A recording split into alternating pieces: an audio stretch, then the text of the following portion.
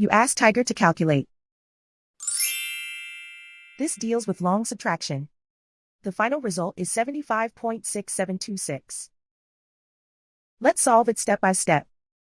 Rewrite the numbers from top to bottom, aligned by their place values. Put zeros in the blank number places. Subtract the numbers using long subtraction method.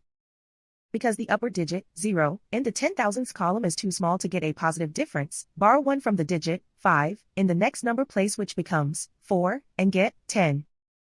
10 minus 4 equals 6. 4 minus 2 equals 2. Because the upper digit, 3, in the hundredths column is too small to get a positive difference, borrow 1 from the digit, 4, in the next number place which becomes 3, and get 13. 13 minus 6 equals 7. Because the upper digit, 3, in the tenths column is too small to get a positive difference, borrow 1 from the digit, 6, in the next number place which becomes 5, and get 13. 13 minus 7 equals 6. 5 minus 0 equals 5. Write 7 in the tens place. And so the final result is 75.6726.